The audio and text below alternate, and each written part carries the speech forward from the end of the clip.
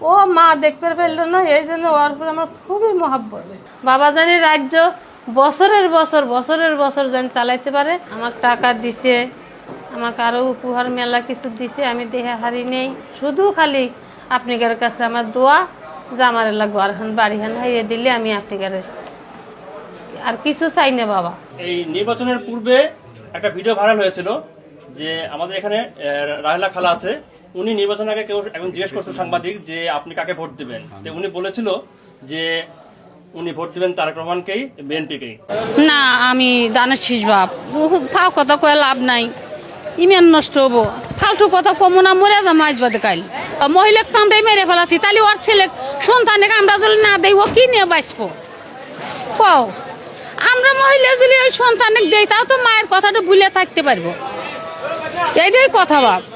তো এই কথাটা বিএনপির চেয়ারম্যান এবং বর্তমান প্রধানমন্ত্রী আমাদের জনাব তারেক রহমান সাহেব উনি ভিডিওটা দেখেছেন এবং দেখার সাথে সাথে আমরা বিএনপি সংগঠন আছে, সেই সংগঠনের আহ্বায়ক আতিকুর রহমান ভাইকে বলেছিল যে ওই নির্বাচনের পরে যেন আমরা আমাদের টিমটা রাহেলা খালার মানে ওনার সাথে যোগাযোগ করি এবং তার সাথে সাক্ষাৎ করি। তারেক রহমান যে আপনাকে খোঁজ করেছে প্রধানমন্ত্রী হওয়ার পরে, এই বিষয়টি জানার পরে আপনার আসলে কি মনে হচ্ছে বা কেমন? আমার তার জন্য অনেক মায়া লাগে, অনেক তার জন্য মোহব্বত।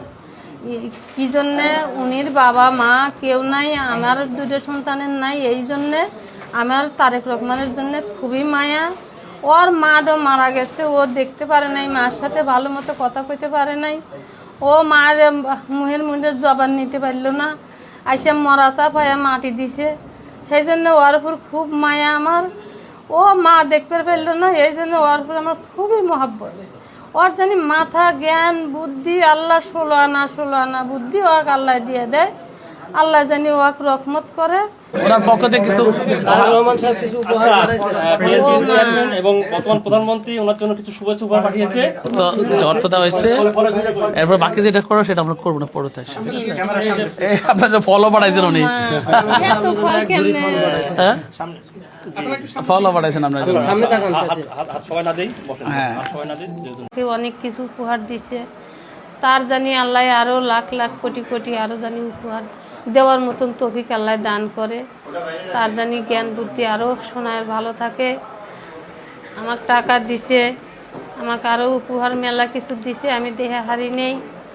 তারপরে আমি দেখবো উনি জানি জ্ঞান বুদ্ধি ভালো থাকে। আমার শুধু খালি আপনাদের কাছে আমার দোয়া যে আমার এলাকা ঘরখান বাড়িখান হাইয়ে দিলে আমি আপনাদের আর কিছু চাই না। বাবা, আমার একটাই কষ্ট জীবনে, আমি থাকি কোনখানে থাকার হেরমই নাই, ওই সিট ভাড়া থাকি তো মহিলাদের সাথে, ভালো থাকা যায় না, ইহিনে হুনি থাকি আর কি, একখানে থাকি না, এই কষ্ট আর কি। ঘর ভাড়া নিলে ভাড়া 10,000 টাকা 20,000 টাকা না হলে ঘর ভাড়া পাওয়া যাবে না, ঘর ভাড়া নেই না। তো মহিলার সিট ভাড়া নিয়ে থাকি, পড়ে না মানুষ, সবাই তো আর এক সমান না। তার ছাড়া এলা বিদেশে যাইতে নাকি হাসিনে কছিল যে আমি এলা বিদেশে যাবো, যাইতে দেয় নাই। আমরা সবাই জানছি, শুনছি, দেখছি, ছেলের কাছে যাইতে চাইছে, যাইতে দেয় নাই। এগুলোর জন্য খুব কষ্ট লাগছে আমার ভিতরে, খুব কষ্ট নাকি আমি কথাগুলো বলছি। আমি কোনো আশা ভরসাতে আমি কোনো কিছু করি নেই। তা আপনি গেলে যদি হলে ইমেন কাইনছে আমাকে অনেক কিছু দিছেন, আরও যদি হলে আপনি আমাকে ঘর হান হারিয়ে দেন তা আমি খুশি। হ্যাঁ, ঘর বাড়িটা আমার নাইকে বাঙ্গা, আমি খুব বাঙ্গা জায়গায় থাকি, অসুবিধে। আমার ঘর বাড়িটা হারিয়ে দিলে আমি এই লাখ লাখ শুকুর আলহামদুলিল্লাহ।